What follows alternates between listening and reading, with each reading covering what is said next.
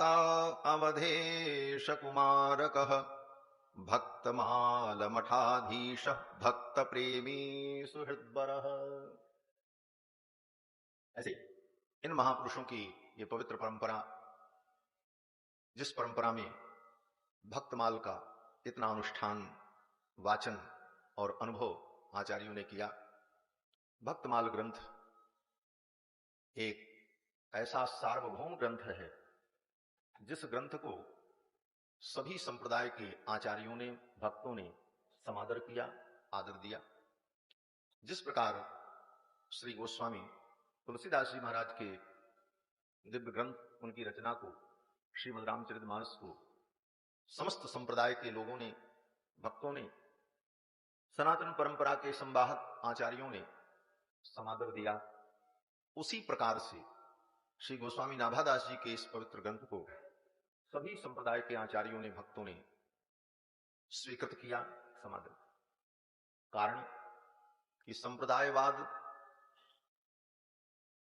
सिद्धांतवाद, इन समस्त वादों से ऊपर उठकर श्री गोस्वामी नाभादास जी ने सभी संप्रदाय के आचार्यों का, भक्तों का चरित्र अपने इस ग्रंथ में गाया।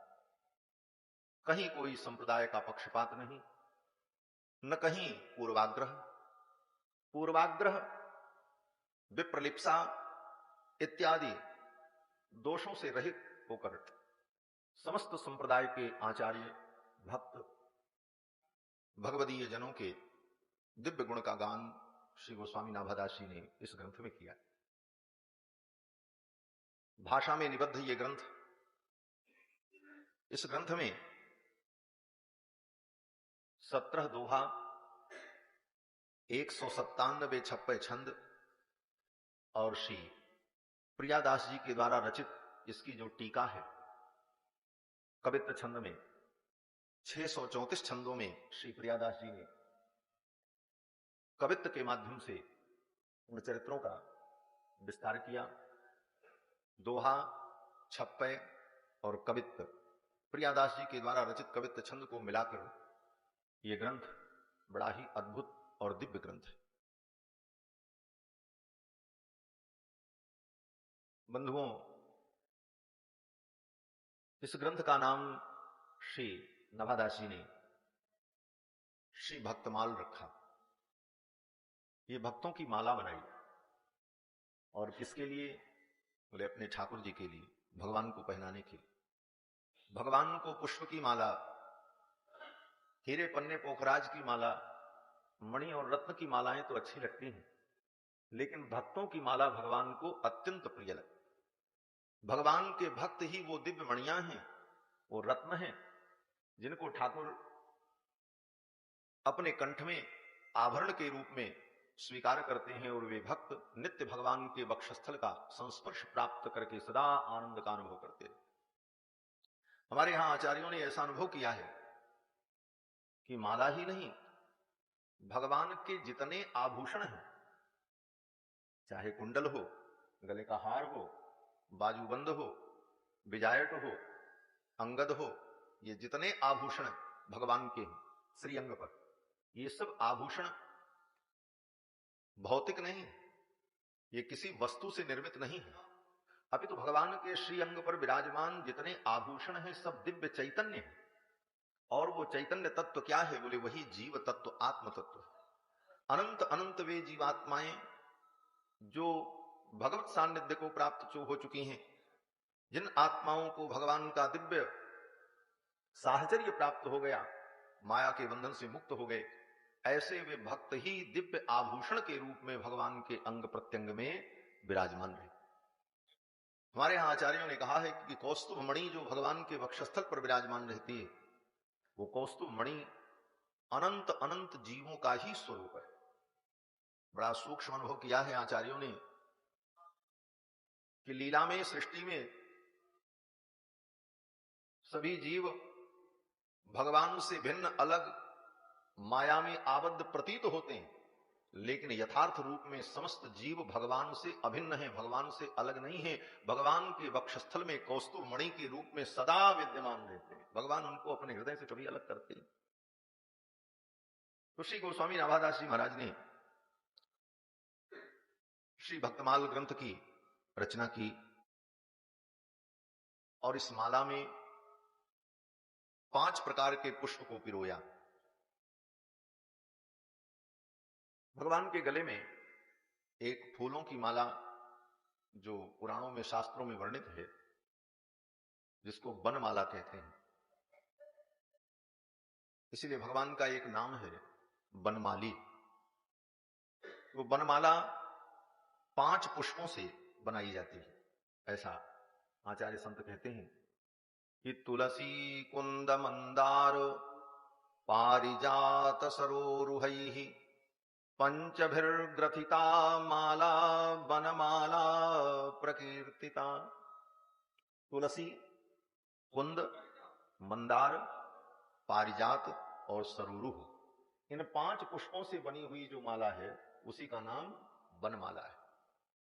और ये माला जो श्री नाभादास जी ने ठाकुर को समर्पित करने के लिए बनाई, श्री भक्तमाला, श्री भक्तमाल, इसमें भी 5 प्रकार के पुष्प हैं। और ये 5 प्रकार के पुष्प कौन हैं? वे भगवान के जो 5 प्रकार के भक्त हैं। ऐसे तो भगवान के भक्तों के अनेक प्रकार हैं, लेकिन उपासना की विधि से भगवान के भक्त भगवान की 5 भाव से जो उपासना करते हैं, 5 भाव हैं, इनको पंचरस कहा जाता है भक्ति मार्ग में। और ये पंचरस के उपासक जो भक्त हैं, यही वो 5 पुष्प हैं इस माला के, जिनको गूंथ कर श्री नाभादास जी महाराज ने ये दिव्य माला बनाई। और 5 रस कौन कौन हैं? शांत, दास्य, सख्य, वात्सल्य और श्रृंगार। भगवान की उपासना 5 भाव से होती। शांत भाव, शांत भाव के उपासक ज्ञानी जन होते। और दास्य भाव, भगवान हमारे स्वामी हैं, हम उनके दास हैं। सेवक, सेव्य भाव, ये दास्य भाव। श्री हनुमान जी महाराज कहते हैं ना कि दासो हम कौसलेन्द्रस्य रामस्याक्लिष्टकर्मणः हनुमान शत्रुसैन्यानां निहंता मारुतात्मजः। दास भाव से भगवान की उपासना। इसलिए हमारे श्री वैष्णव संप्रदाय में जब दीक्षा होती है, कोई वैष्णव बनता है, तो आचार्य उसका दासांत नाम करते हैं। नाम के आगे दास जोड़ दिया जाता है। रामदास, कृष्णदास, गोविंददास, ये दास भाव की भक्ति। दास भाव में हम भगवान के सेवक हैं, ये वेद कहता है। वेदों का वचन है कि दास भूता स्वतः सर्वे ह्यात्मन परमात्मनः। समस्त जीव भगवान के दास भूत हैं। इस भाव से हमारे वैष्णव परंपरा में हम दास भक्ति करते हैं। हम भगवान के दास हैं और दास बनने में बड़ा लाभ है हमारा। दास के ऊपर ठाकुर की बड़ी कृपा होती है। भगवान के दास भगवान को अत्यंत प्रिय हैं। के आचार्य दास,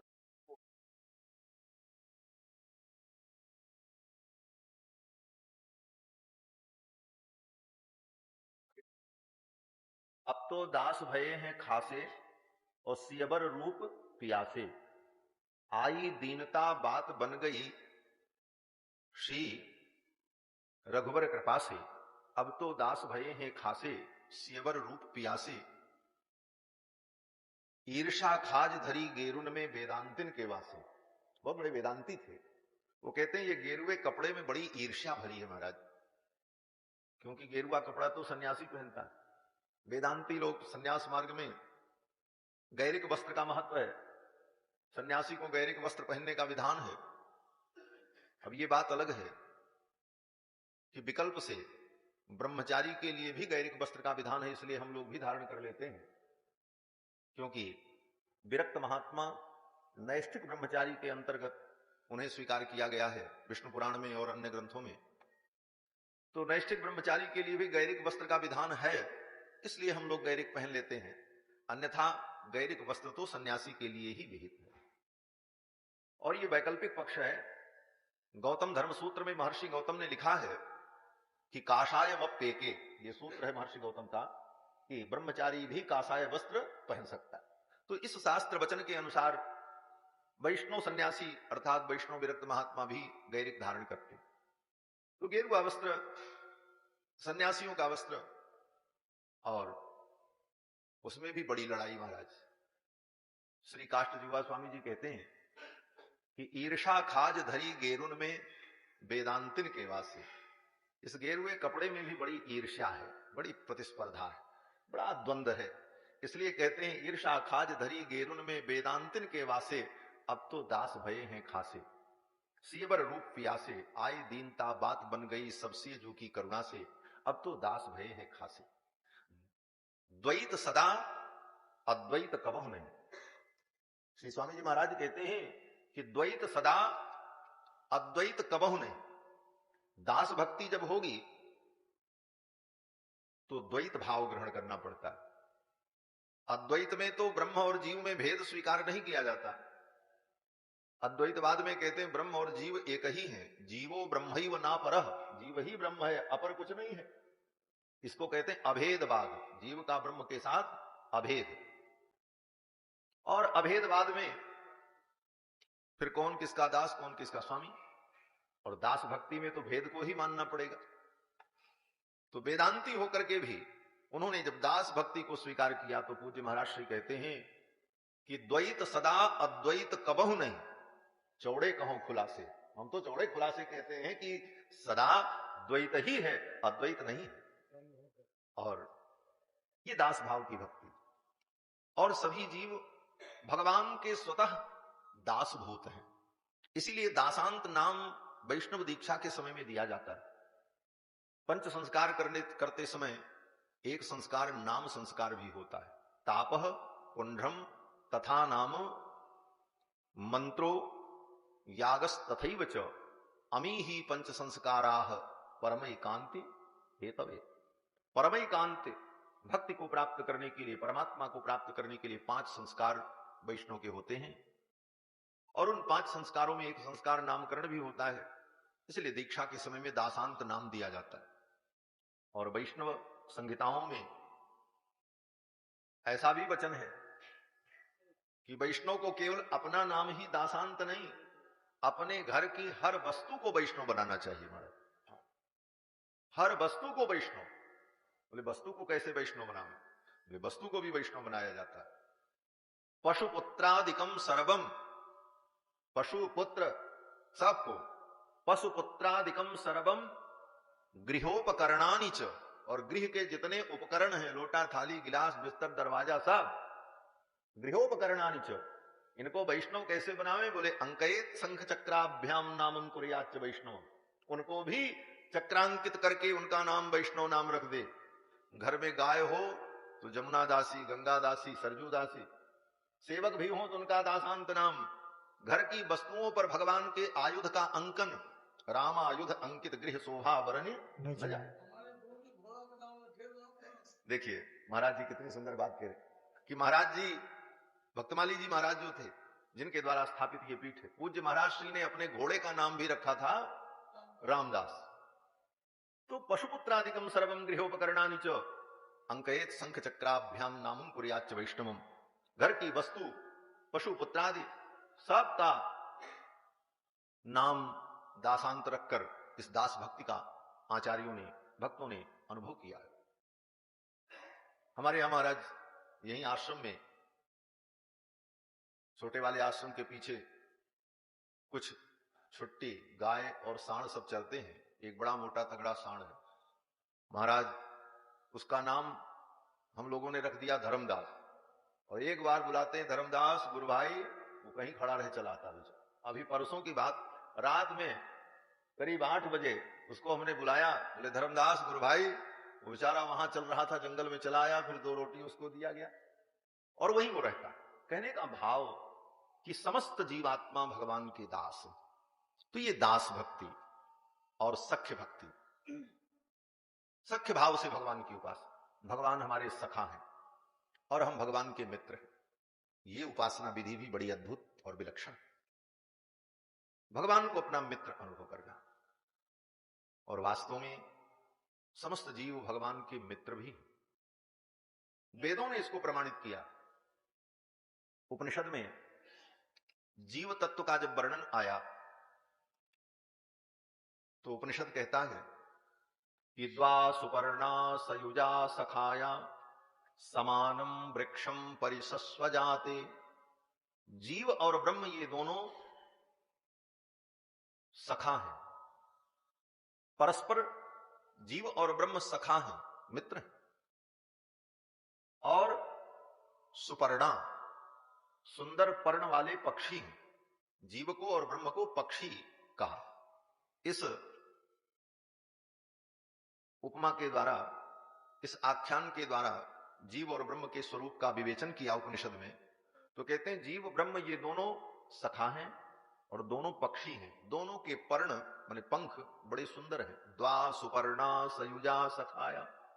और सयुजा, सयुजा का मतलब साथ ही उत्पन्न हुए। उत्पन्न होना तो कहना ठीक नहीं है, दोनों सदा साथ ही हैं और दोनों अनादि हैं।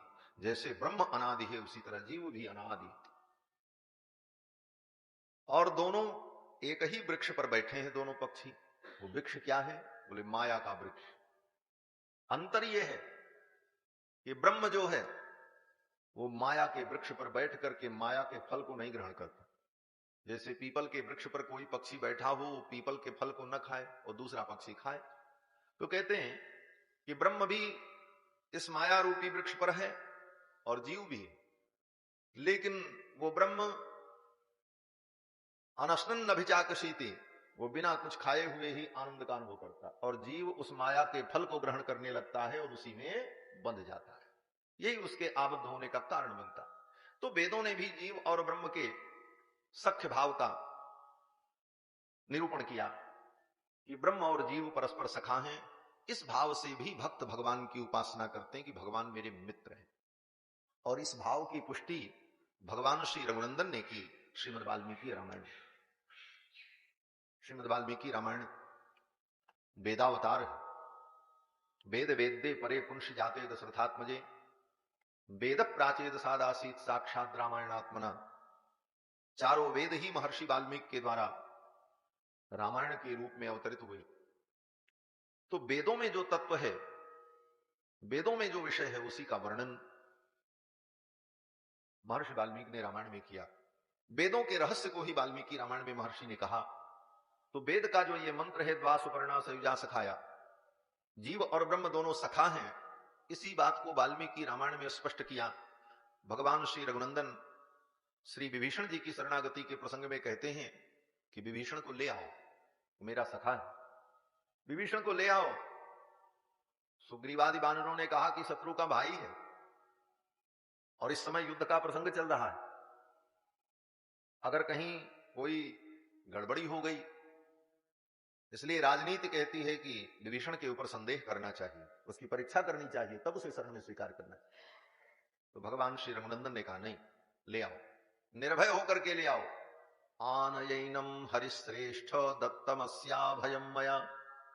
हे हरिश्रेष्ठ, हे वानर श्रेष्ठ, विभीषण को ले आओ, मैंने अभय दे दिया विभीषण को।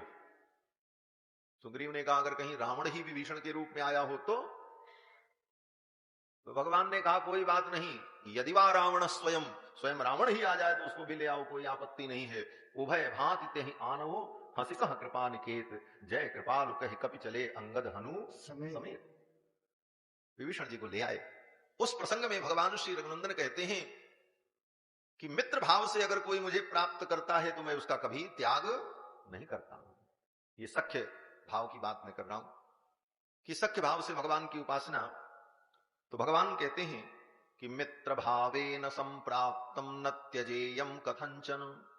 मित्र भाव से अगर कोई मुझे प्राप्त हो, मुझे भजे, तो मैं उसका कभी त्याग नहीं करता। भगवान श्री रघुनंदन कहते हैं कि मित्र भावेन संप्राप्तम न त्यजेयम कथंचन। तो भक्तों ने कहा महाराज अगर उसमें दोष हो तब, क्योंकि आपको तो पवित्र व्यक्ति अच्छा लगता है। निर्मल मन जन सो मोहि पावा, निर्मल मन जन सो मोहि पावा, निर्मल मन जन सो मोहि पावा। मोहि कपट छल छिद्र न भावा, मोहि कपट छल छिद्र न भावा। मोहि कपट छल छिद्र न भावा, मोहि कपट छल छिद्र न भावा। निर्मल मन जन सो मोहि पावा, निर्मल मन जन सो।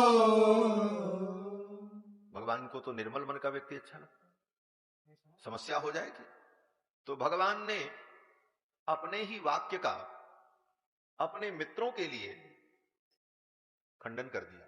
हाँ, हम यही कहेंगे कि भगवान का यह वाक्य है कि निर्मल मन जन सो मोहि पावा, लेकिन मित्र भाव से अगर कोई आवे मेरे पास तो भले वो निर्मल न हो, लेकिन मैं उसे स्वीकार करता हूं, ये भगवान ने कह दिया। अगली पंक्ति में भगवान कहते हैं कि दोषो यद्यपि तस्य स्यात् सतामेतद् अगर्हितम्। दोषो यद्यपि तस्य स्यात्, भले उसके अंदर दोष क्यों न हो, लेकिन उसका त्याग नहीं करना चाहिए। इसलिए मित्र भाव से अगर कोई मुझे प्राप्त हो तो मैं उसका त्याग नहीं करता। इसलिए मित्र भाव से भी भक्त लोग भगवान की उपासना करते। और चौथा भाव वात्सल्य भाव है। वात्सल्य भाव से भगवान की उपासना करना, इस भाव में रक्ष रक्षक भाव का विपर्यय हो जाता है, परिवर्तन हो जाता है। भगवान सारे जगत के रक्षक हैं और भक्त रक्ष हैं, लेकिन वात्सल्य भाव की उपासना में, भक्ति में भगवान रक्ष हो जाते हैं और भक्त ही उनका रक्षक बन जाता है। भक्त ही उनकी साज संभार करता है और भगवान के प्रति वात्सल्य भाव होता है। भगवान बालक है, भगवान के बाल रूप की उपासना वात्सल्य भाव की उपासना। इस उपासना में भगवान को पुत्र के रूप में अनुभव करना, बालक के रूप में अनुभव करना, शिष्य के रूप में अनुभव करना, ये वात्सल्य भाव है। इसी भाव से स्वयंभू मनु और शत्रुपा ने भगवान की अभिलाषा की, तप किया, और तपस्या करने के बाद भगवान जब प्रसन्न हुए तो भगवान से यही मांगा कि चाहूं तुम ही समान सुत प्रभुसन कवन दुराव, आपके समान मुझे पुत्र प्राप्त हो। तो भगवान ने कहा अपने समान हम ढूंढने कहां जाए, हम ही पुत्र बन करके आएंगे। और फिर सुत विषयक प्रीति का अनुभव करते हुए स्वयंभू मनु और शत्रुपा ने श्री दशरथ और कौशल्या के रूप में प्रकट होकर इस रस का अनुभव किया। और पांचवा भाव, पांचवा रस श्रृंगार भाव। श्रृंगार भाव से भगवान की उपासना, भगवान मेरे प्रियतम हैं, मैं उनकी प्रियतमा हूं, यह श्रृंगार भाव, ये रसिक उपासना की परंपरा। और इस परंपरा में, इस उपासना में भगवान को अपना प्रियतम मानना, गोपियों ने जिस प्रकार भगवान को अपना कांत और प्रियतम माना, कृष्णम विदुः परम कांत, वेदव्यासी कहते कि गोपियों ने भगवान श्री कृष्ण को अपना प्रिय कांत समझा। श्री रासलीला के वर्णन प्रसंग में भगवान की रासलीला सुनकर के राजा परीक्षित के मन में थोड़ा संदेह हुआ। तो राजा परीक्षित ने पूछा कि कृष्णम विदुः परम कांत न तो ब्रह्मतया मुनि, गोपियों ने तो कृष्ण को अपना प्रियतम कांत समझा। तो कांत भाव से भगवान की उपासना करना, यह श्रृंगार भाव है। इसमें भी अनेक पक्ष हैं।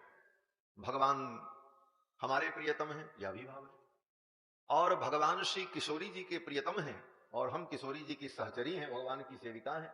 इस भाव से भगवान का भजन, जैसा कि मिथिलानियों ने, मिथिला में श्री किशोरी जी की सखियों ने किया, इस भाव की उपासना, ये श्रृंगार भाव।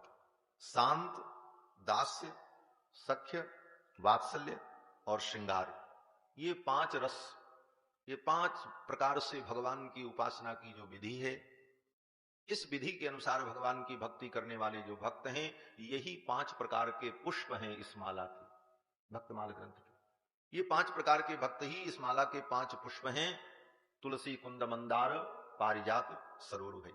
श्री प्रियादास जी महाराज अपनी टीका में श्री भक्ति पंचरस का वर्णन करते हैं। शांत, दास्य, सख्य, वात्सल्य और श्रृंगार उचारू, शांत दास सख्य वात्सल्य और श्रृंगारु चारु, पांचों रस सार विस्तार नीके गाये हैं।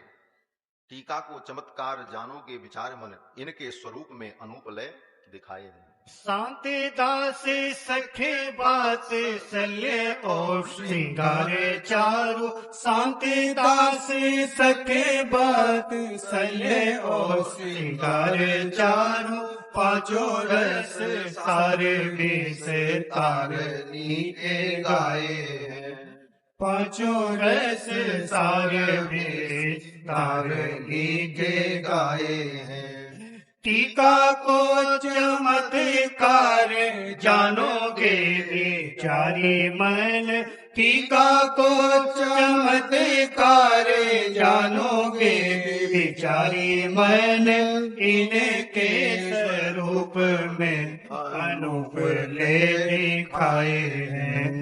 इनके स्वरूप में अनूप ले दिखाए हैं।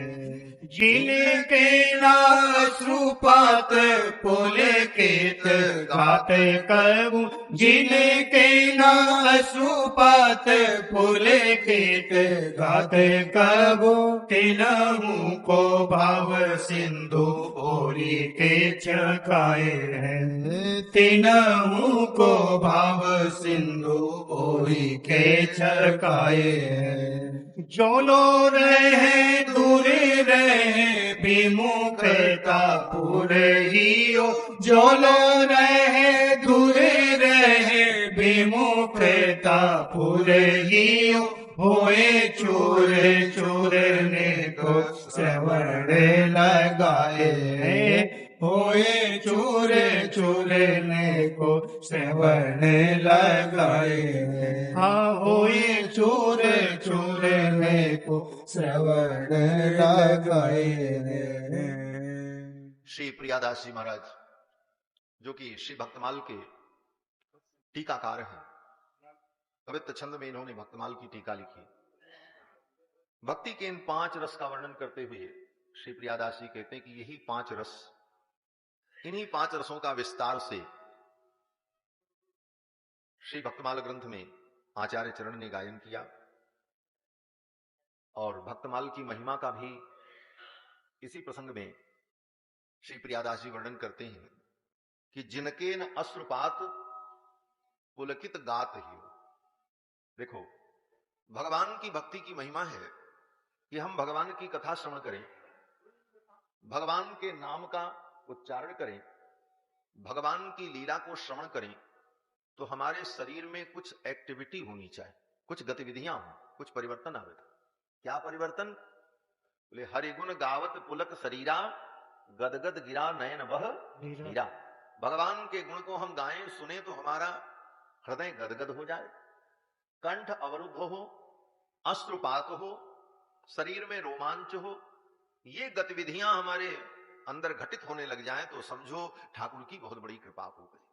श्रीमद् भागवत महापुराण में भी कहते हैं कि वाग गदगदा द्रवते यस्य चित्तम, वाणी गदगद हो जाए, चित्त द्रवीभूत हो जाए, शरीर में रोमांच हो, स्वेद हो, विलज्ज उद्गायत नृत्यते च।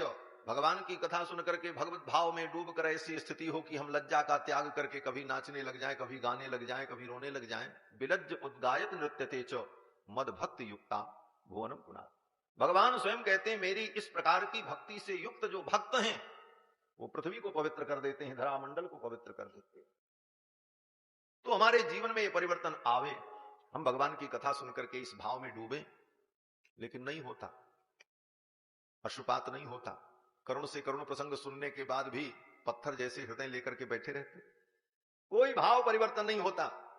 लेकिन प्रियादास जी महाराज चैलेंज कर रहे हैं कि बाकी कथा सुन करके भी आपके हृदय में भाव उत्पन्न हो न हो, हम उसकी गारंटी नहीं लेते, लेकिन भक्तमाल को अगर आप श्रवण करोगे और भक्तों के चरित्र को श्रवण करोगे तो निश्चित रूप से आपके अंदर ये गतिविधि होगी, आपके अंदर ये परिवर्तन आएगा। जिनके जीवन में कभी भगवान की कथा सुन करके शरीर में पुलकावली नहीं हुई, कभी आंखों में आंसू नहीं आए, ऐसे लोग भी भक्तों के चरित्र को सुनकर के भाव विभोर हो जाएंगे। जिनके ना अश्रुपात पुलकित गात कभू, जिनके ना अश्रुपात पुलकित गात कभू, तिन्हु को भाव सिंधु भोरी के छकाए हैं।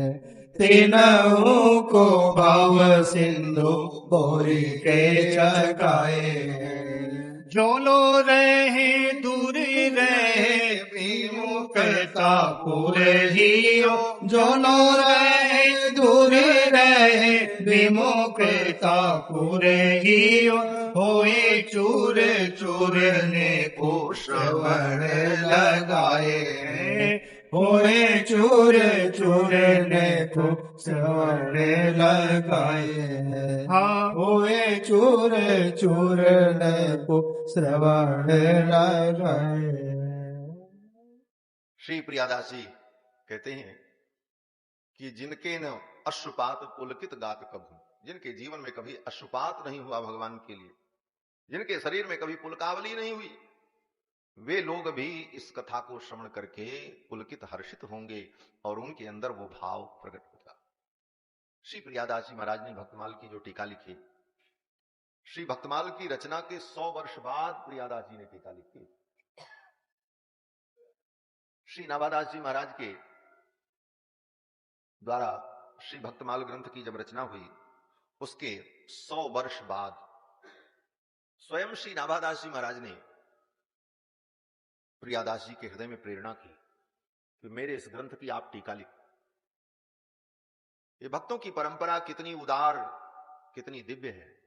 श्री नाभादास जी महाराज श्री वैष्णव और श्री प्रियादास जी महाराज माध्व संप्रदाय के, और दोनों में 100 वर्ष का अंतराल, लेकिन भक्त तो सब अपने हैं। ये भाव कितना अद्भुत है। श्री नाभादास जी महाराज की परंपरा भगवान श्री आद्य रामानंदाचार्य जी महाराज के कृपा पात्र श्री अनंतानंद जी महाराज, मैं निवेदन कर रहा था कि श्री प्रियादास जी महाराज के हृदय में ये प्रेरणा हुई श्री नाभादास जी के द्वारा कि मेरे इस पवित्र ग्रंथ पर आप कवित्व छंद में टीका की रचना करो। और ये 100 वर्ष बाद, श्री भक्तमाल ग्रंथ की रचना के 100 वर्ष बाद,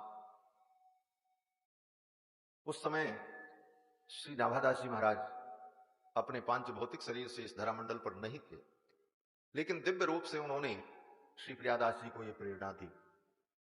इस घटना से यही संकेत है कि भगवान के भक्त भी नित्य हैं। पांच भौतिक शरीर से भले वो हमारे बीच में न हो, लेकिन उनकी सत्ता सदा विद्यमान रहती है, वर्तमान रहती है। न मे भक्तः प्रणश्यति, भगवान के भक्त का कभी प्रणाश नहीं होता।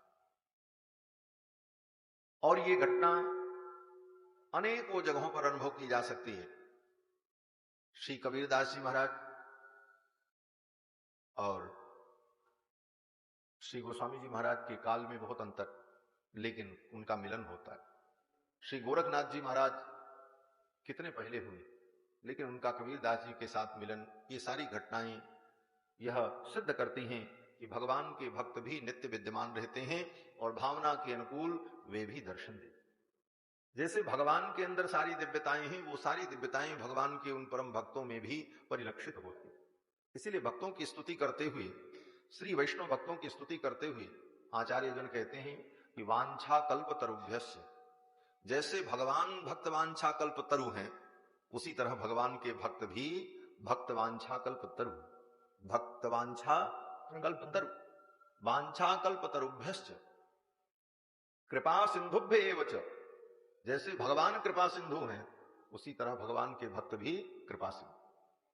पतितानाम पावनेभ्यो, जिस प्रकार भगवान पतित पावन है, रघुपति राघव राजा राम पतित पावन सीताराम, जिस प्रकार भगवान पतित पावन है, उसी तरह भगवान के भक्त भी पतितों को पावन करते हैं। और सिद्धांत भी यही है, तस्मिन तज्जने भेदा भावात, भगवान में, भगवान के भक्त में रंच मात्र भी भेद नहीं है। जो भगवान के दिव्य गुण हैं, जो भगवान की दिव्यता है, वो सब दिव्यता भगवान के भक्तों में होती। और समय समय पर इसी प्रकार भगवान के परम भक्त कालांतर में लोगों को प्रेरणा देकर के सतमार्ग में प्रवृत्त करते हैं। पांच भौतिक शरीर से न रह करके भी वो प्रेरणा देते रहते हैं, कृपा करते रहते हैं। अयोध्या की ही घटना, अयोध्या में बड़े बड़े सिद्ध संत हुए महाराज। अयोध्या के भक्तों का चरित्र कहा जाए तो ये अलग ही एक भक्तमाल भक्तों का चरित्र। हमारी अयोध्या में श्री गोकुल भवन टीडी बाजार में है। वहां के पूज्य महाराज श्री परमहंस जी महाराज, श्री राम मंगल दास जी महाराज बड़े सिद्ध कोटि के संत थे, कान्यकुब्ज ब्राह्मण थे और बड़े विद्वान तपस्वी। और संस्कृत भाषा, हिंदी भाषा, अंग्रेजी भाषा का तो ज्ञान था ही था। इसके साथ साथ उन्हें पिशाचों की भाषा, जो पैशाची भाषा होती है, उसका भी ज्ञान था। उन्होंने पैशाची भाषा में ग्रंथ लिखा है, जिस ग्रंथ को आज कोई समझ नहीं सकता। मैं पिशाचों की भाषा, उसकी शब्दावली ही अलग है, शब्दकोश ही अलग।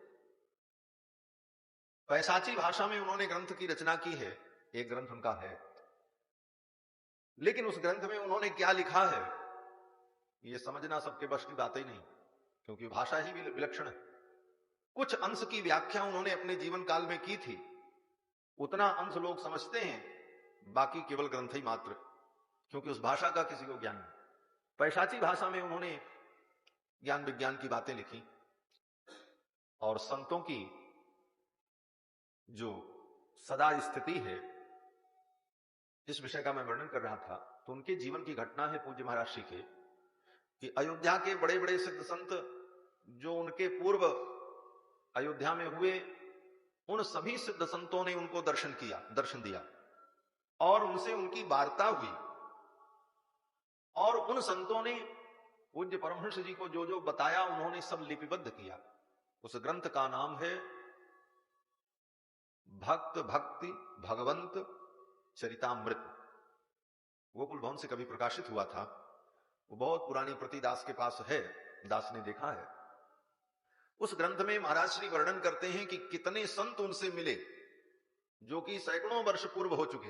अयोध्या के सिद्ध श्री बड़ी जगह के बड़ा स्थान के पूज्य महाराज श्री स्वामी श्री राम प्रसादाचार्य जी महाराज, जिनके द्वारा ये वेदी परंपरा, बिंदु की परंपरा श्री संप्रदाय में प्रारंभ हुई। पूज्य महाराज श्री उनसे 200 वर्ष पूर्व हुए, लेकिन उनका भी उनको दिव्य दर्शन हुआ, उनसे उनका संवाद हुआ। और भी अयोध्या के केवल हिंदू संत ही नहीं, अयोध्या में कुछ मुस्लिम संत भी हुए। जन्म उनका मुस्लिम धर्म में हुआ, इस्लाम में, लेकिन भगवान रघुनंदन की महिमा को समझकर अयोध्या में आकर के उन्होंने भगवान श्री राम की उपासना की। ऐसे वे दिव्य सिद्ध संतों का भी उनको दर्शन हुआ। उन सब का चरित्र उन्होंने उस ग्रंथ में वर्णन किया है। किसने आकर के उनको क्या बताया, क्या कहा। पलटू दास जी का चरित्र, जो कि उनसे बहुत पूर्व हो चुके थे।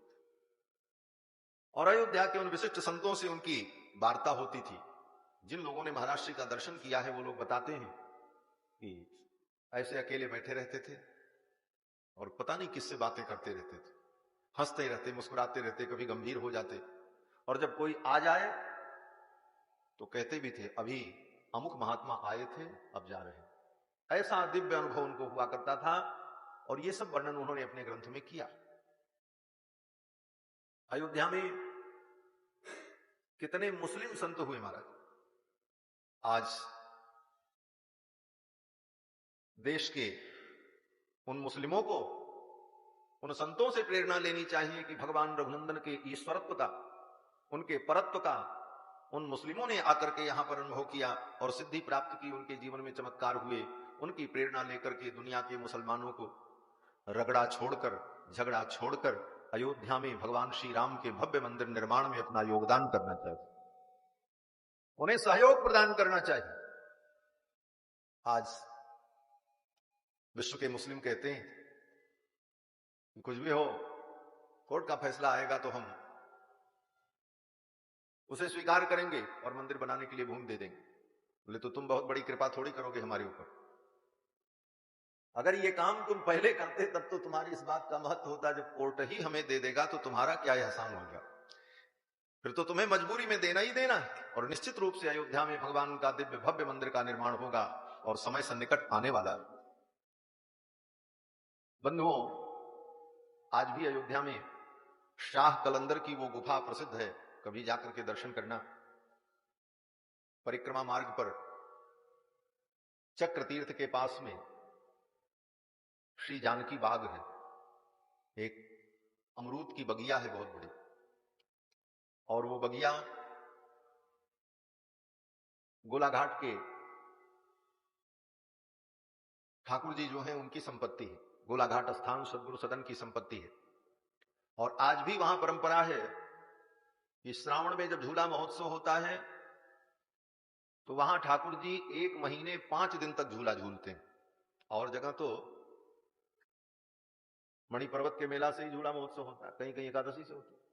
श्री गोलाघाट में सदगुरु सदन में आज भी 1 महीने 5 दिन का झूला उत्सव होता है। पूरे सावन और भादों की पंचमी को, कृष्ण पक्ष की पंचमी को झूला का समापन होता है।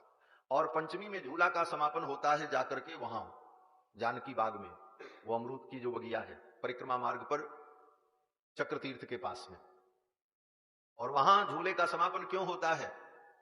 वहां पर बगिया के अंदर एक गुफा है, जमीन के अंदर पुरानी लखोरी ईंट से बनी हुई, भीतर जाने पर 3-4 आदमी बैठ जाएं इतनी जगह है। वहां पर कोई मुस्लिम महात्मा थे, उनका नाम था शाह कलंदर, और वो भगवान का भजन करते थे।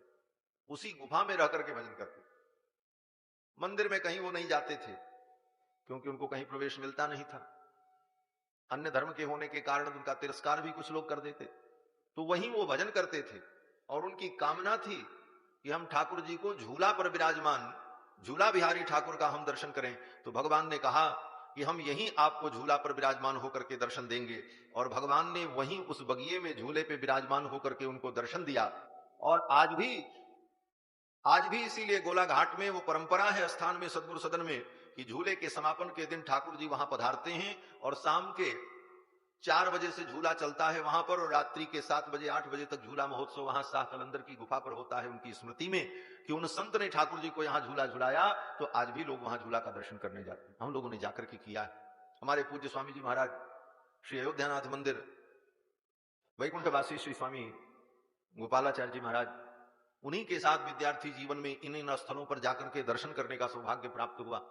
तो अयोध्या में ऐसे ऐसे अनेक सिद्ध संत हुए, जिन संतों की वार्ता, जिनका मिलन श्री गोकुल भवन के महाराज जी श्री राम मंगलदास जी परमहंस जी से हुआ। और जबकि श्री राम मंगलदास जी महाराज परमहंस जी महाराज का शरीर अभी 1988 में उनका शरीर पूरा हुआ है, 88-89 में, ज्यादा दिन नहीं हुआ। और उन सिद्ध संतों का उन्हें दर्शन होता था, उनसे उनकी वार्ता होती थी और उनके चरित्र का वर्णन किया। कहने का भाव कि संत भगवान के भक्त ये नित्य सदा विराजमान रहते हैं, इनकी भी नित्य सत्ता होती। ये प्रत्यक्ष रूप से पांच भौतिक शरीर से हमारे बीच में न रहें, फिर भी इनकी प्रेरणा, इनका उपदेश हमें प्राप्त होता है।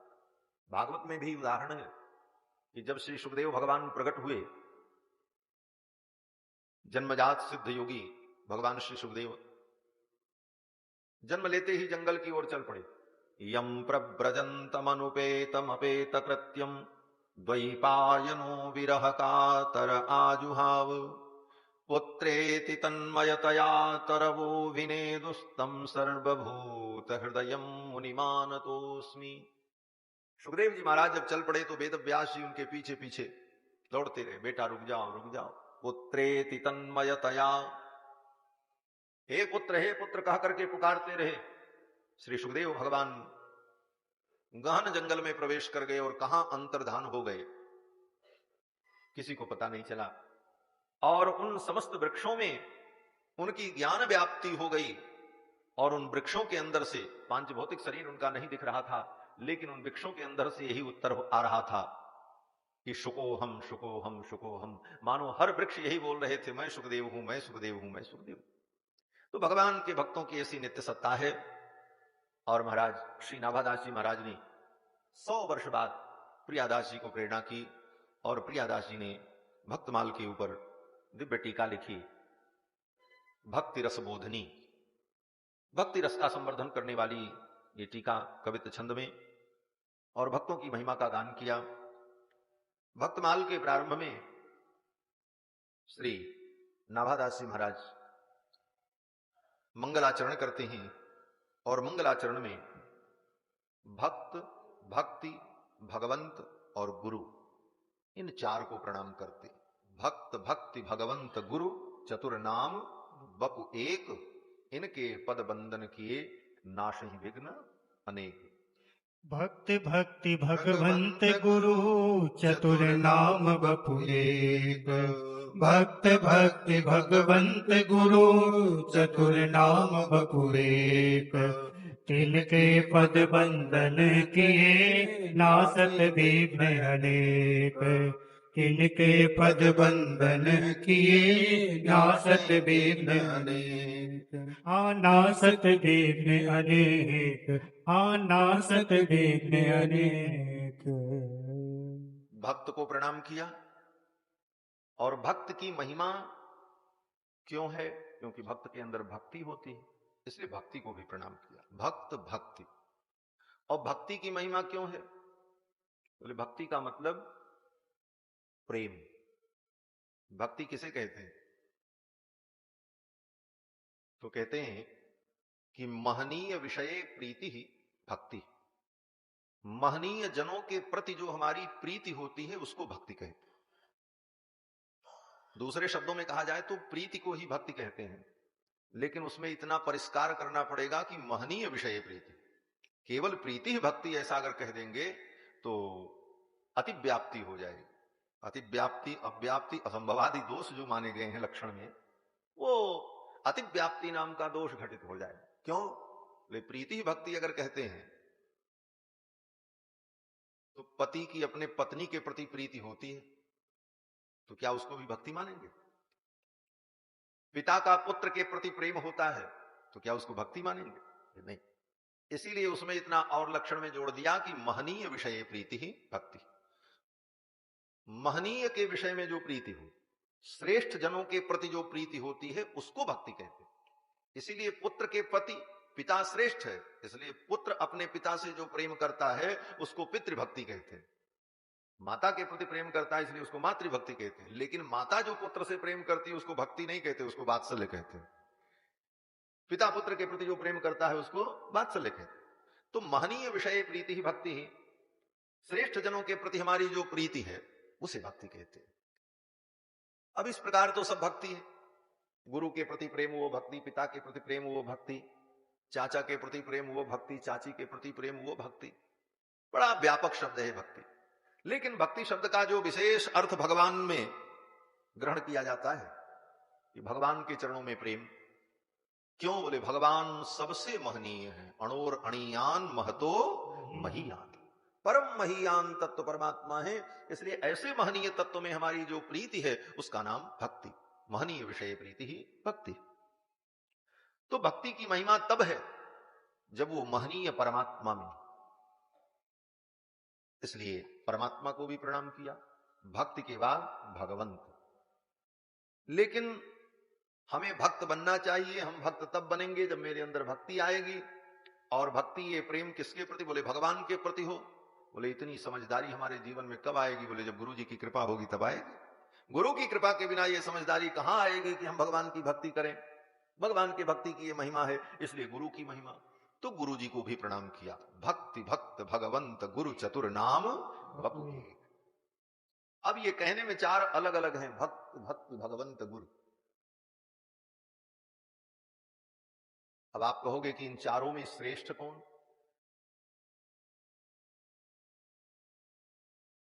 बोले भगवान परम श्रेष्ठ हैं।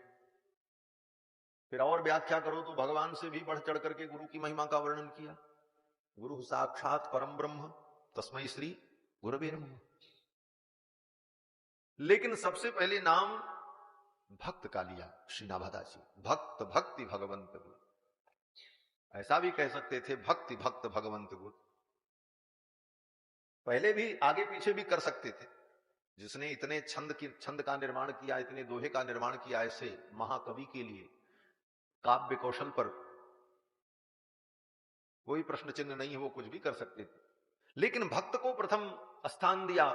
भक्त भक्ति भगवंत गुरु चतुर नाम बपु एक, क्योंकि भक्त ही इनके इष्ट हैं। भक्त का ही गुणगान करने के लिए ग्रंथ की रचना हो रही है, मंगलाचरण हो रहा है, इसलिए भक्त का सबसे पहले वर्णन किया। इसको कहते हैं भागवत शेषत्व। अपने को भागवत शेष समझना, यही भक्ति की पराकाष्ठा है। हमारे श्री संप्रदाय में भगवान श्री रामानुजाचार्य की पवित्र परंपरा में भागवत शेषत्व को ही श्रेष्ठ भक्ति कहा है। भक्ति का परमोत्कर्ष, चरमोत्कर्ष अगर कुछ है तो वो क्या है? बोले भागवत शेषत्व। हम अपने को भगवान का शेष समझें। हम भगवान के शेष हैं। शेष माने यथेष्ट विनियोगार्ह, यथेष्ट विनियोगार्हत्वम शेषत्वम। हम भगवान के यथेष्ट विनियोग के योग्य हैं। भगवान हमारा जैसा चाहे वैसा उपयोग करें, उपभोग करें, हम भगवान के लिए हैं। ये है भगवत शेषत्व। लेकिन इससे भी बढ़कर के ऊंची स्थिति क्या है? बोले भागवत शेषत्व। हम भगवान के भक्तों के विधेय हैं। भगवान के भक्त हमारा जैसा चाहे वैसा उपयोग करें, हमारा सारा जीवन भगवान के भक्तों के। इसको कहते हैं भागवत शेषत्व। और ये भागवत शेषत्व यह अपने आप में एक बहुत बड़ा मुक्ति का, परम पद प्राप्ति का साधन भी है। भगवान की प्राप्ति, मुक्ति की प्राप्ति, वैकुंठ की प्राप्ति, जो भी कहो, अनेक उसके साधन हैं। कर्म, ज्ञान, भक्ति, प्रपत्ति, सबका वर्णन आचार्यों ने किया। लेकिन उन समस्त साधनों में भागवत शेषत्व, हम भगवान के भक्तों के विधेय हैं। भक्त ही मेरे आराध्य हैं, भक्त ही मेरे स्वामी हैं, भगवान के भक्त ही मेरे परमात्मा हैं, मेरे लिए आराध्य हैं, सब कुछ हैं। ये भावना रखना, ये मुक्ति का एक बहुत बड़ा साधन भी। भगवान श्री रामानुजाचार्य जो भक्ति मार्ग के परमाचार्य हैं, जिनके विषय में श्री नाभादास जी कहते हैं संप्रदाय शिरोमणि सिंधुजा रचो भक्ति वित्ता, सहस आस उपदेश करी जगत उदाहरण जतन कियो। भगवान श्री रामानुजाचार्य ने 1000 मुख से अपने शिष्यों को उपदेश करके भक्ति का मार्ग प्रवर्तित किया। श्री नाभादास जी 56 छंद में कहते हैं सहस आस उपदेश करी जगत उदाहरण जतन कियो। सहस आस उपदेश करी जगत उदाहरण जतन कियो। गोपुर हुए आरूढ़ उच्च स्वर मंत्र उचारो। गोपुर हुए आरूढ़ उच्च स्वर मंत्र उचारो। सूते नर पर जाग 72 श्रवणन धार्यो। सूते नर पर जाग 72 श्रवणन धार्यो। तितले ये गुरुदेव पद्धति भई न्यारी न्यारी। तितले ये गुरुदेव पद्धति भई न्यारी न्यारी। गुरु तारक शिष्य प्रथम भक्ति बपु मंगलकार। गुरु तारक शिष्य प्रथम भक्ति बपु मंगलकार। कृपण पाल करुणा समुद्र रामानुज सम नहीं बियो। कृपण पाल करुणा समुद्र रामानुज सम नहीं बियो। सहस आस उपदेश करी जगत उदाहरण जतन कियो। सहस आस उपदेश करी जगत उदाहरण जतन कियो। हाँ जगत उदाहरण जतन कियो। हाँ जगत उदाहरण जतन कियो। ऐसे परमाचार्य भगवत पाद श्री रामानुज, जिन्होंने सारे जगत को भक्ति का मार्ग दिखाया, 125 वर्ष की आयु पूर्ण करके जब निज धाम जाने लगे। मैं भागवत शेषत्व की बात कर रहा हूं, आप ये मत समझना कि कहां की बात कहां ले जा रहे हैं, विषय वस्तु में ही है। भागवत शेषत्व की महिमा क्या है, इस बिंदु पर संकेत है कि भगवान श्री रामानुजाचार्य जब निज धाम जाने लगे तो उनके सारे शिष्य उनके अगल बगल विराजमान थे। सभी शिष्यों ने कहा, आचार्य चरण, हमारे लिए क्या आज्ञा है, हमारे कल्याण के लिए अंतिम उपदेश आप क्या देना चाहेंगे। तो भगवान श्री रामानुजाचार्य ने अपने शिष्यों को जो अंतिम उपदेश दिया, उस उपदेश में भगवान रामानुजाचार्य कहते हैं कि श्री भाष्यम द्रविड़ागम प्रवचनम श्री सस्थले स्वन्वहम। कहते हैं एक उपाय करना कल्याण का। बोले क्या? बोले श्री भाष्यम, वेदांत ब्रह्मसूत्र के ऊपर मेरा जो श्री भाष्य है, अगर बुद्धि वैदुष्य है तुम्हारे अंदर तो श्री भाष्य को खूब पढ़ना, सुनना, सुनाना, इसकी व्याख्या करना, इसे हृदयंगम करना। श्री भाष्यम। और अगर संस्कृत का ज्ञान नहीं है तो भाषा में हमारे पूर्वाचार्यों ने, आलवारों ने जो द्रविड़ भाषा में भगवान का गुणानुवाद किया उसका अनुसंधान करना, ये द्वितीय मार्ग बताया। श्री भाष्यम द्रविड़ागम प्रवचनम। और अगर यह भी करने में तुम समर्थ नहीं हुए तो श्री सस्थलेष्वन्वहम, भगवान के किसी पवित्र धाम में, अयोध्या, चित्रकूट, वृंदावन, श्रीमुष्टम, श्रीरंगम, तिरुपति, ऐसे पवित्र किसी धाम में निवास करना, श्री सस्थलेष्वन्वहम। और अगर यह भी संभव न हो सके अपने जीवन में कल्याण के लिए तो भगवान श्री रामानुजाचार्य कहते हैं, यदवा भागवताभिमान बसति सार्थद्वयोच्चारणम। कहीं भी रहना लेकिन अपने को भगवान के भक्तों का शेष समझना, तुम्हारे जीवन में भागवताभिमान आ जाए, ये मुक्ति का सर्वोत्कृष्ट साधन। इसी को कहते हैं भागवत परत्व। भगवान के भक्त परम भागवत जो हैं, मैं उनका हूं, मैं तदीय हूं, उन भागवतों का सेवक हूं, उन भक्तों के द्वारा मैं विधेय हूं, ये भाव आ जाए तो ये मुक्ति का परम साधन है। यद्वा भागवताभिमान वसति ही सार्थद्वयोच्चार इत्थम प्राह यतीश्वर परमगात विष्णो पदम शाश्वतम।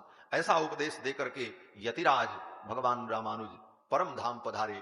तो अपने अंतिम उपदेश में भगवान रामानुजाचार्य ने यही कहा कि कहीं भी रहो, अपने को भगवान के भक्तों का सेवक अनुभव करो। हम भगवान के भक्तों के दास हैं, हम उनके हैं, और उनकी प्रसन्नता के लिए, उनके सुख के लिए आप प्रयास करते रहो, प्रयत्न करते रहो। यही सबसे बड़ी भक्ति तुम्हारे कल्याण का साधन बन जाए। इसी को कहते हैं भागवत शेषत्व। इसीलिए भक्तों की महिमा का वर्णन करने के लिए श्री नावादास जी महाराज भक्तमाल का वर्णन कर रहे हैं। इसलिए सर्वप्रथम भक्त का ही स्मरण किया। भक्त भक्ति भगवंत गुरु चतुर नाम बपु एक, इनके पद वंदन किए नाशहि विघ्न अनेक। इनके पद में वंदना करने पर जीवन के अनेक विघ्न नष्ट हो जाते हैं। और ये चारों कहने के लिए अलग अलग हैं। गोस्वामी जी महाराज श्री नाभादास जी कहते हैं कि ये चारों कहने के लिए अलग हैं, लेकिन ये एक है। चतुर नाम बपु एक। नाम तो चार है लेकिन ये एक ही है। भक्त में और भगवान में कोई अंतर नहीं है, भक्त और भक्ति में कोई अंतर नहीं है। और भक्त ही गुरु भी होता है। गुरु अगर भक्त ना हो तो फिर भक्ति का उपदेश कहां से करेंगे, इसलिए गुरु भी भक्त ही होते। इसलिए कुल मिलाकर के भक्त भक्ति भगवंत गुरु चतुर नाम बपु एक, ये चारों एक है। और इन्हीं चारों का प्रकारांतर से वर्णन यही भक्तमाल है। ये भक्तों की माला में यही चार तत्व है। माला में चार तत्व होते हैं। माला कैसे बनती? बोले माला बनाने के लिए मणियां हो। अब जो भी मणि हो, हीरे पन्ने की मणि हो, मोती हो, चाहे तुलसी की मणि हो, और केवल मणि हो तब भी माला नहीं बनेगी। उसको पिरोने के लिए सूत्र हो, और सूत्र पिरोने के बाद माला तो बन गई, लेकिन अब माला दोनों अलग अलग है, जुड़े कैसे? बोले माला को जुड़ने के लिए एक तत्व चाहिए, एक वस्तु चाहिए। क्या? बोले सुमेरु। सुमेरु हो, वहीं जाकर के माला के दोनों भाग जुड़ते हैं। और सुमेर के बाद उस माला की शोभा तब होती है जब उसके ऊपर खुदना फूल लग जाए। जैसे माला में ऊपर लाल पीले रंग के ऊन को लगा करके माला बनाते हैं तो पुदना लगा देते, तब उसकी शोभा होती है। तो मणि, सूत्र, सुमेरु और पुदना, ये चारों मिलकर के माला बनती। यही ये चार तत्व हैं भक्त, भक्ति, भगवंत, गुरु। इस भक्त माला के मणि कौन है? बोले भक्त। ये भक्त ही मणि हैं, जिन मणियों को मिला करके श्री गोस्वामी नाभादास जी माला बना रहे हैं। लेकिन इन मणियों को पिरोए कैसे? बोले मणियां अलग अलग होती हैं, लेकिन सब मणियों को एक में जोड़ने का काम कौन करता है? बोले सूत्र करता है, जो बीच में धागा होता है। और वह एक ही धागा सब मणियों के अंदर संपृक्त होता है, जुड़ा रहता है। तो ये भक्तमाला में मणि तो संत हैं, भगवान के भक्त हैं, लेकिन इनको जोड़ने का सूत्र क्या है? बोले जो सबके अंदर है। सबके अंदर क्या है? बोले भगवान की भक्ति। भक्ति है तभी भगवान है। तो भक्ति ही सूत्र के रूप में समस्त भक्तों को जोड़ रखती है। उस भक्ति सूत्र के कारण एक भक्त का दूसरे भक्त से संबंध है। तो भक्ति ही सूत्र है और भक्त मणियां है। और सुमेरु कौन है? बोले सुमेरु जो है वो गुरुदेव भगवान है। और पुदना कौन है? बोले वही भगवान है। भक्त, भक्ति, भगवंत, गुरु, चतुर नाम बपु एक। और इन चारों को मिलाकर के जब एक कर दिया गया तो उसका नाम क्या हो गया? बोले माला। जब तक दाना अलग था तब तक वो दाना मणि, धागा अलग था तो बोले धागा, उसका नाम धागा था। उसके नाम अलग अलग थे। सुमेरु बोले अलग था, पुदना अलग। लेकिन जब सब मणियों को एक धागा में पिरोकर एक जगह बांध करके सुमेरु बनाया और फिर सुमेरु पर पुदना लगा दिया, तो सारी वस्तुएं जो अलग अलग थी, जिनके अलग अलग नाम थे, मणि, सूत्र, सुमेरु, पुदना, अब सब एक हो गए। अब क्या नाम हो गया? बोले अब नाम हो गया माला। चारों अलग अलग थे लेकिन अब एक नाम हो गया माला। वही यहां पर कहते हैं भक्त, भक्ति, भगवंत, गुरु, चतुर नाम बपु एक। अब एक हो, यही भक्त माला है और यही भक्तों की माला है महाराज।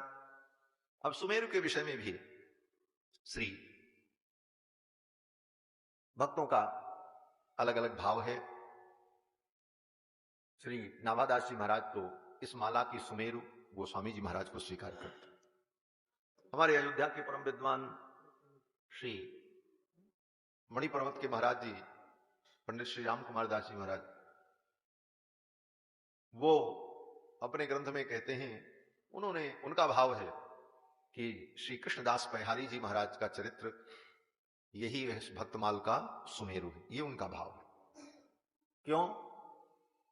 बोले श्री कृष्णदास परिहारी जी महाराज का चरित्र 2 बार श्री नाभादास जी ने वर्णन किया, 2 छप्पे छंद में अलग अलग।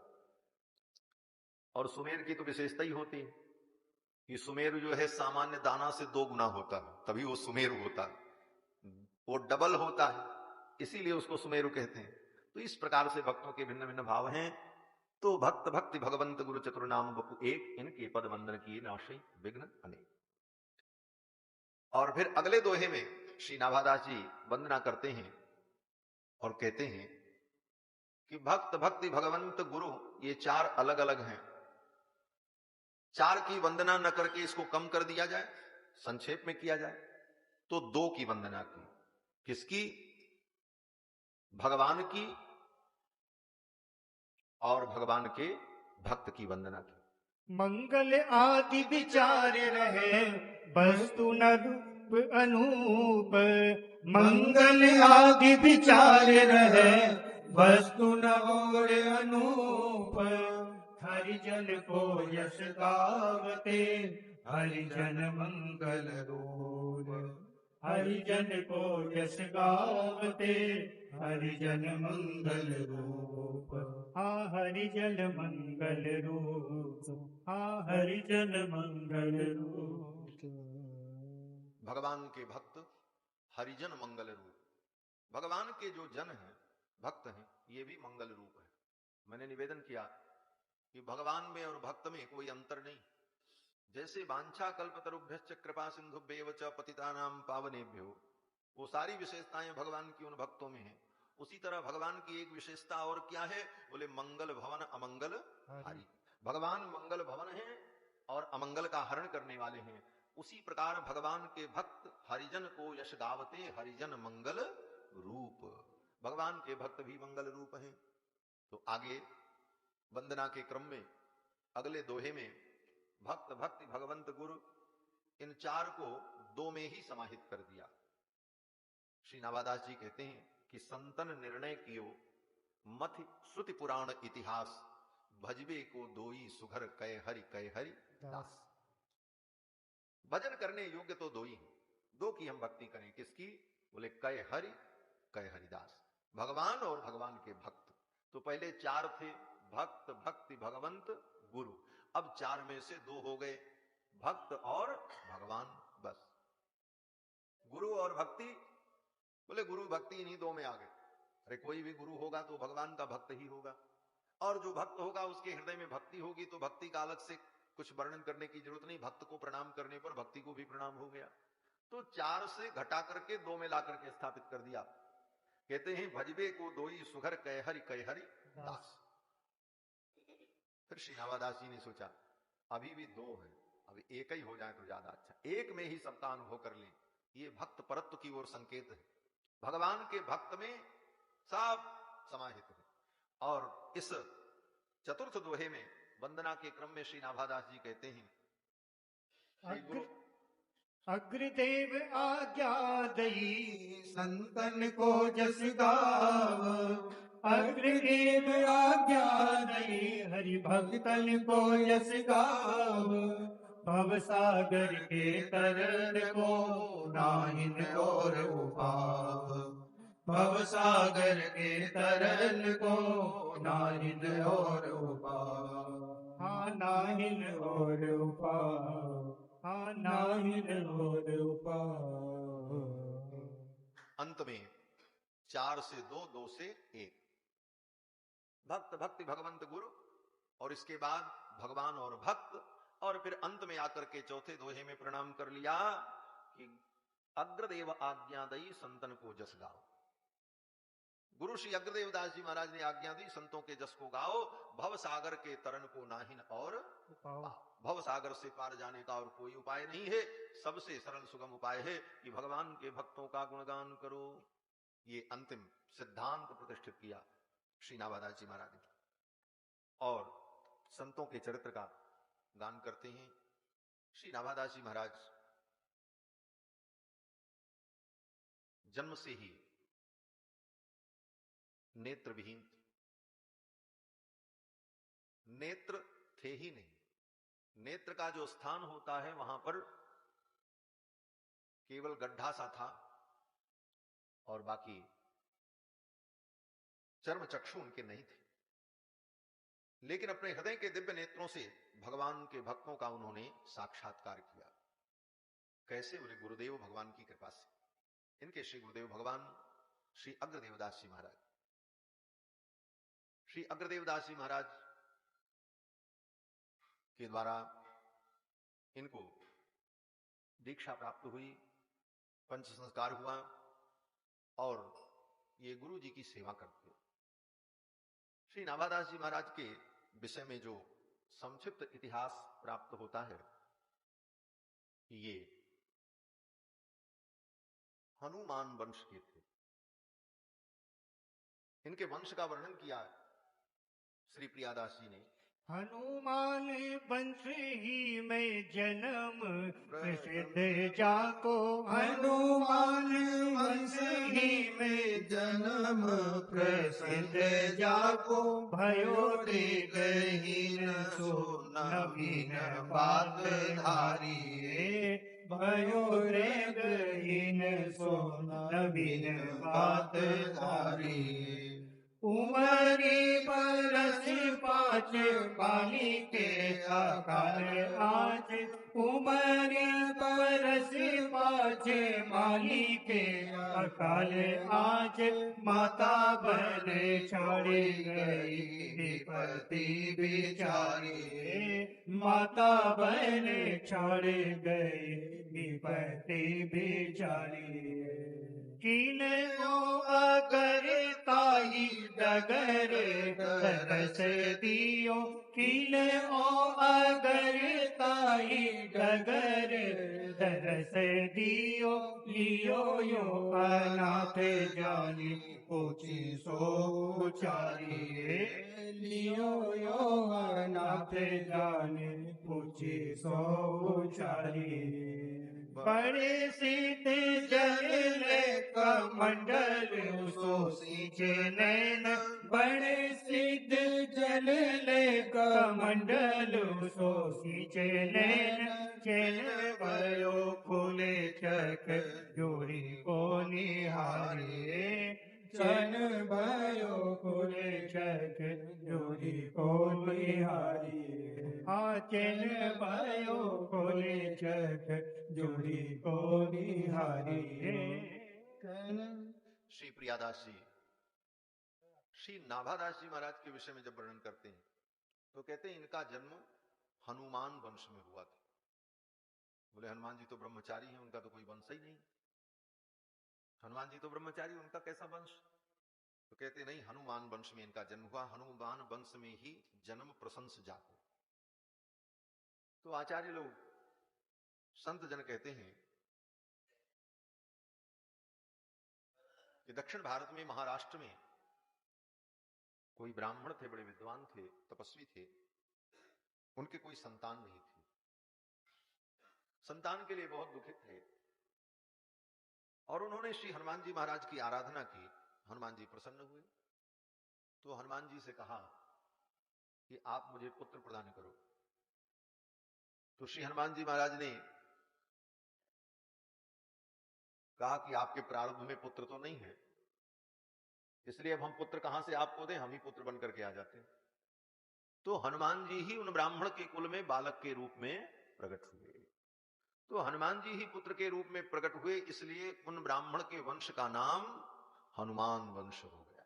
ऐसा आचार्य लोग, संत लोग कहते हैं। और कुछ संत कहते हैं कि श्री नाभादास जी महाराज का जन्म जो था ये दिव्य, ये अयोनिज थे।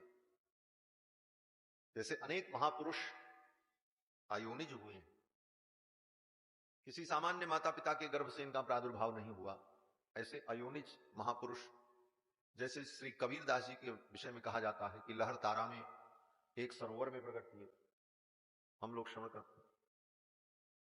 आलवार संतों में भूत योगी, सर्वयोगी, महत योगी, भूतम सरश्च महदा भय भट्टनाथ श्री भक्तिसार कुलशेखर योगी वाहन जो स्तुति करते हैं, तो भूत योगी, सर्वयोगी, महत योगी, ये तीनों आलवार महापुरुष तीन अलग अलग सरोवर से प्रकट हुए। सर से प्रकट हुए, सर्वयोगी उनका नाम ही पड़ा। तो ऐसे अयोनिज संत। तो श्री नाभादास जी महाराज के विषय में भी संतों का भाव है और बड़ी सुंदर कथा है। एक बार श्री हनुमान जी महाराज भगवान श्री शंकर के पास योग सीखने के लिए गए और श्री हनुमान जी महाराज भगवान शंकर की सन्निधि में योग सीख रहे थे। आंख बंद करके ध्यान, प्राणायाम ये सब हनुमान जी करते। और योग में तो बड़े आसन होते हैं महाराज, जितने आसन होते हैं वो सब तो आप टीवी में देखते हो। और कितने जोगी वो सब आसन करते ही करते हैं। हमारे यहाँ भी एक जोगी हैं श्री बालक दास जी महाराज, सब आसन करते हैं, विराजमान हैं यहाँ पर। तो उन आसनों को करने में बड़ा श्रम होता है। कठिन आश्रम करने पर, अधिक योग साधना करने पर शरीर में स्वेद भी होता, पसीना भी होता। तो हनुमान जी महाराज योग की विद्या सीख रहे थे भगवान शंकर से। तो हनुमान जी के शरीर में स्वेद हुआ, पसीना हुआ, और वो पसीना जब टपका तो भगवान शंकर ने विचार किया कि हनुमान जी तो परम भक्त हैं, इनके तो रोम रोम में भगवान की भक्ति है, इनके स्वेद का उपयोग करके कुछ लीला की जाए तो जगत में भक्ति का विस्तार होगा। इसलिए हनुमान जी महाराज के पसीने को, उनके स्वेद को भगवान शंकर ने संग्रहित कर लिया, सुरक्षित कर लिया। और समय आने पर कलयुग में भक्ति का विस्तार हो, इसलिए भगवान शंकर ने उस स्वेद को, उस पसीने को नभ से, नभ माने आकाश, नभ से भू माने पृथ्वी पर गिरा दिया। तो नभ से, आकाश से पृथ्वी पर उस पसीने को, हनुमान जी के स्वेद को भगवान शंकर ने गिराया, तो वहीं पर एक बालक का प्रादुर्भाव हो गया। उस बालक का नाम पड़ा नभभूज। नभ से भू पर गिरने पर ज माने जायमान जो उत्पन्न हुआ उसका नाम नभभूज, और वही कालांतर में उन्हीं का नाम नाभादास हुआ। तो संत कहते हैं कि श्री नाभादास जी अयोनिज थे, दिव्य थे।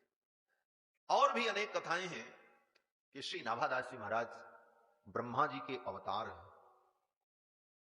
ब्रह्मा जी ही श्री गोस्वामी नाभादास जी के रूप में प्रकट होकर भगवान के भक्तों के चरित्र का वर्णन करते। भगवान के भक्तों का चरित्र तो नाभादास जी वर्णन करेंगे। नाभादास जी का चरित्र भी तो भक्तमाल का ही अंग है, क्योंकि ये भी तो भगवान के भक्तों का चरित्र ही भक्तमाल है। किसी भी भक्त का आप वर्णन करो वही भक्तमाल है। तो श्री नाभादास जी महाराज ब्रह्मा जी के अवतार हैं, ऐसी भी मान्यता है और विश्वास। ब्रह्मा जी को अवतार क्यों लेना पड़ा? तो कहते हैं द्वापर युग में भगवान श्री कृष्ण की लीला को देखकर ब्रह्मा जी के मन में हुआ कि ये परम तत्व है, परमात्मा है, पर ब्रह्म है, सच्चिदानंद है, इनकी दिव्य लीला है, तो इनकी और भी दिव्य लीला का मैं दर्शन करूं। इस भावना से ब्रह्मा जी ने भगवान श्री कृष्ण के सखाओं को योग निद्रा में सुलाकर अपनी माया के द्वारा ले जाकर एक गुफा में बंद कर दिया। ये कथा आपने भागवत में सुनी हो। इस कथा को कथा व्यास लोग कई प्रकार से सुनाते हैं। कथा व्यास लोग, महापुरुष लोग वर्णन करते हैं कि ब्रह्मा जी को अभिमान हो गया और वो भगवान की परीक्षा लेने आए, और फिर ब्रह्मा जी ने ऐसा ऐसा किया, भगवान ने फिर उनको दंडित किया, उनके अभिमान को नष्ट किया। लेकिन भागवत जी में जो वर्णन है वो तो यही है कि भगवान की दिव्य लीला को देखने के लिए ब्रह्मा जी ने ऐसा किया। ब्रह्मा जी जान रहे हैं कि ये प्रभु परमात्मा सच्चिदानंद हैं और इनकी दिव्य लीला का मैं दर्शन करूं, कुछ ऐसा करूं कि इनकी और दिव्य चमत्कारमयी लीला हो। और इस विचार से ब्रह्मा जी ने भगवान के सखाओं को उठा करके गुफा में बंद कर दिया। उद्देश्य पवित्र था, उद्देश्य कोई दूषित नहीं था। लेकिन कभी कभी ऐसा होता है महाराज, अच्छा करने पर भी बुरा हो जाता है। अच्छा करने पर भी, अच्छी सोच होने पर भी परिणाम कहीं कुछ गलत भी हो जाता है। सखाओं को उठा करके ब्रह्मा जी ने गुफा में छुपा दिया। भगवान जब लौट करके आए तो देखा ग्वाल बाल बछड़े सब गायब। भगवान ने सब कुछ जान लिया कि ब्रह्मा जी ने ऐसा किया है। तो उन सखाओं का तो कुछ नहीं बिगड़ेगा, वो तो योग निद्रा में सो रहे हैं, और जब तक मैं उनको लेकर के आऊं, ब्रह्मा जी के हृदय में ज्ञान हो, वो समझें, तब तक तो बड़ी देर हो जाएगी। क्या देर हो जाएगी? बोले शाम को घर पहुंचना है। हंसुख अपने घर नहीं पहुंचेगा, मनसुख अपने घर नहीं पहुंचेगा, श्रीदामा अपने घर नहीं पहुंचेगा तो उसकी मां तो रो रो के मर जाएगी। बछड़े नहीं पहुंचेंगे, गायें रो रो करके, रमा रमा करके मर जाएंगी, गोकुल में अनर्थ हो जाएगा। इसलिए भगवान ने उन समस्त प्राणियों की, ब्रज की उन गोपांगनाओं की रक्षा के लिए, गैया मैया की रक्षा के लिए भगवान ने सर्वरूप धारण कर लिया। वेद व्यासी कहते हैं कि यावत् वत्सप वत्स काल्पक बपुर यावत् करांघ्रादिकम यावद् यष्टि विषाण वेणुदल शिग्यावद् विभूषांबरम यावत् शील गुणा विधाकृत भयो यावद् विहारादिकम तत्सर्वम। वो सब रूप भगवान ने धारण कर लिया। भगवान ही बछड़े बन गए, भगवान ही गोप ग्वाल बाल बन गए, और भगवान ही लाठी डंडा बन गए। उनके गोप ग्वाल बाल के जो डंडे थे, श्रृंग भी वही, माला भी वही, कपड़े भी वही, सर्वरूप सर्वस्वरूपो बभौ। भगवान सर्वरूप होकर के आए और 1 वर्ष तक भगवान इतने रूपों में थे, और असली सखाओं को ब्रह्मा जी ने गुफा में छिपा के रखा। बाद में ब्रह्मा जी आए, भगवान की स्तुति करने लगे। ब्रह्मा जी ने कहा प्रभु आपकी लीला देखने के लिए मैंने ऐसा किया, लेकिन भगवान तो नाराज हो गए। ब्रह्मा जी ने तो अच्छा ही किया था, लेकिन ठाकुर जी को ये अच्छा नहीं लगा। आप अपने हिसाब से अच्छा करो, लेकिन गुरु जी को अच्छा न लगे तो उल्टा ही हो जाएगा। इसलिए क्या अच्छा है ये सोचने में बहुत विचार करना चाहिए। एक संत कथा सुनाते थे, एक बड़े अच्छे भक्त थे, उनके गुरु जी आए, तो गर्मी का दिन था, तो गुरु जी की सेवा के लिए उन्होंने बड़ी व्यवस्था की। गुरु जी ने कहा हम कैसे आवे देहात में, तुम्हारे गांव में, वहां तो कोई व्यवस्था नहीं है, गर्मी में हम मर जाएंगे। चेले ने कहा महाराज आपके लिए हम सब व्यवस्था करेंगे। बढ़िया कमरे को धुल करके, साफ करके, अब गांव में कहां कूलर एसी मिले, तो कमरा कैसे ठंडा रहे, गुरुजी को कष्ट न हो, इसलिए उसने क्या किया, बोले बड़ी बड़ी बर्फ की सिल्ली मंगाई, चारों तरफ दीवार जैसा बना दिया, बीच में बढ़िया चौकी लगा दी, वो बर्फ गल गल करके पानी के रूप में हो, कमरा पूरा ठंडा ठंडा। गुरुजी आए, बड़ा आनंद आया। तो उन्हीं के घर का एक सेवक था, देखा गुरुजी की इतनी महिमा होती, गुरुजी की इतनी सेवा की जाती, उसने कहा गुरुजी महाराज से कि हमको भी चेला बना लो। गुरुजी ने उसको भी चेला बना लिया। कुछ दिन बीता तो गुरुजी ने कहा कि भैया, वो चेले ने कहा कि गुरुजी कभी हमारे यहाँ भी चरण पड़े आपका। तो गुरुजी ने स्वीकार कर लिया, बोले आएंगे। अब बेचारा तो अपने हिसाब से अच्छा ही सोच रहा था। उसने सोचा गुरुजी जब आए थे मालिक के यहाँ तो बर्फ की सिल्लियां रखी गई थी, ऐसा किया गया था, वैसा किया गया था। और इसके यहाँ गुरुजी जब आए तो ठंडी के महीने में आए, माघ के महीने में उसने वही सब व्यवस्था की, महाराज बड़ी बड़ी बर्फ की सिल्लियां लगाई, सब कुछ किया। ऐसे ही गुरुजी की सेवा की जाती, तभी गुरुजी प्रसन्न होते। अब तो महाराज गुरुजी जब आए तो देखे, बोले महाराज आपके लिए हमने सब व्यवस्था की है, दिव्य व्यवस्था। गुरुजी ने कहा अरे इसी में मार डालोगे, इतनी ठंडी, ऊपर से ये बर्फ की सिल्लियां इसके बीच में। बोले महाराज वहां आए थे तो आप ऐसे थे, हमने इसीलिए सोचा अच्छा। तो गुरुजी नाराज हो गए। गुरुजी ने कहा अरे ऐसी व्यवस्था में रहेंगे तो मर जाएंगे। तो कहने का भाव कि वो तो अपने हिसाब से अच्छा ही सोच रहा था, लेकिन गड़बड़ हो गया। उसी तरह ब्रह्मा जी ने भी सोचा तो अच्छा कि भगवान की हम लीला का दर्शन करेंगे, लेकिन गड़बड़ हो गया। ठाकुर जी नाराज। ठाकुर जी ने कहा ब्रह्मा ने मेरे भक्तों को 1 वर्ष के लिए मुझसे दूर कर दिया, मेरे भक्तों का मुझे वियोग हो गया। जिन भक्तों का वियोग एक क्षण भी भगवान को सहन नहीं होता, ऐसे भक्तों को 1 वर्ष के लिए ब्रह्मा जी ने भगवान से दूर कर दिया। इस कारण भगवान को दुख हो गया और भगवान ने ब्रह्मा जी के ऊपर नाराज होकर शाप दे दिया। भागवत में तो कथा नहीं है, भागवत में तो इतना ही है कि ब्रह्मा जी से भगवान बोले नहीं, बात नहीं की। ब्रह्मा जी ने अपनी स्तुति की, स्तुति करके ब्रह्मा जी चले गए। ब्रह्मा जी से भगवान ने बात नहीं की। लेकिन यहां पर भक्तमाल के विद्वान संत जन कहते हैं कि भगवान की, ब्रह्मा जी के ऊपर भगवान नाराज हो गए और भगवान ने शाप दे दिया। बोले तुमने मेरे भक्तों को मुझसे अलग किया है, इसलिए जाओ, संसार में तुम्हारा जन्म होगा और अंधे होकर के पैदा होगा, क्योंकि तुमको आंख होते हुए भी तुमने मेरे स्वरूप को, मेरे भक्तों के स्वरूप को नहीं समझा, इसलिए जाओ, अंधे होकर के पैदा होगे, संसार में मनुष्य जन्म होगा तुम्हारा। तो ब्रह्मा जी ने चरणों में गिर करके प्रार्थना की, महाराज मेरा कल्याण कैसे होगा। तो भगवान ने कहा कि भक्तों को मुझसे दूर किया है, अब कलयुग में जाकर भगवान के भक्तों के चरित्र की माला बना करके जब मुझे समर्पित करोगे और भक्तों की माला मेरे गले में पड़ेगी, सारे भक्त माला के रूप में मेरे गले में आ जाएंगे, तुम्हारा कल्याण हो जाएगा।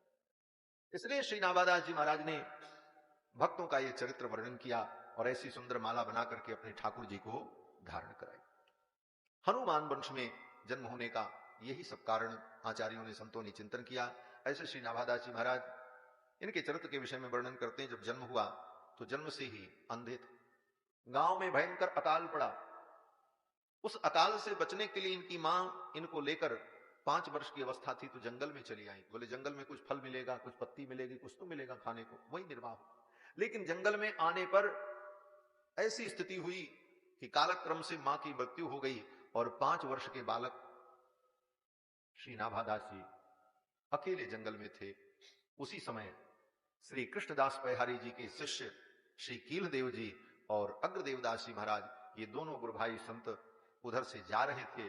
बालक पर दृष्टि पड़ी, दया आ गई। कील और अगर ताही डगर दर्श दियो, किल ओ अगर ताही डगर दरस दियो, लियो यो अनाथ जानी ऊंची सो उचारी। किल ओ डगर ताही डगर दरस दियो, लियो यो अनाथ जानी पूछी सो उचारी।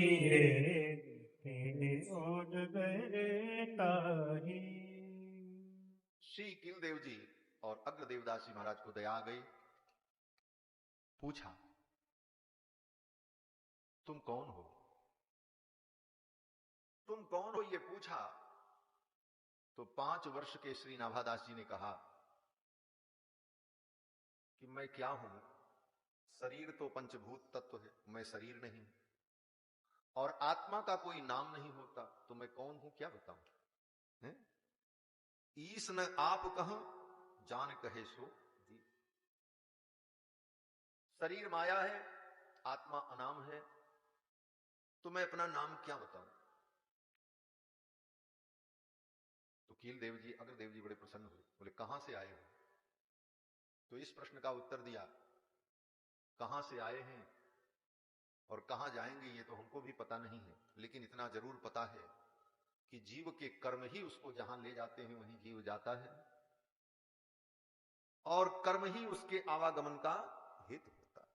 हमारे कर्म जहां हमको लेकर के आए, मैं आया, मैं कहां से आया, कहां जाना है मुझे पता नहीं, कर्म जहां जहां ले जाए। इस विलक्षण उत्तर को सुनकर के श्री कील देव जी, अग्रदेव जी बड़े प्रसन्न हुए और फिर समझ लिया कि ये परम भागवत है। और फिर कील देव जी के हृदय में भाव आया, इसका संरक्षण करना चाहिए। कमंडल का जल लेकर के सिंचित किया, आंखों में दिव्य ज्योति आ गई, आंखें प्रकट हो गईं, और श्री नाभादास जी ने दोनों संतों को प्रणाम किया। जीवन में संसार को कभी देखा नहीं था, दिव्य दृष्टि आई, उसके बाद देखा तो किसको देखा? बोले संत को ही देखा, और संत के द्वारा ही भगवान की कृपा प्राप्त होती है, संत ही भगवत कृपा के माध्यम बनते हैं।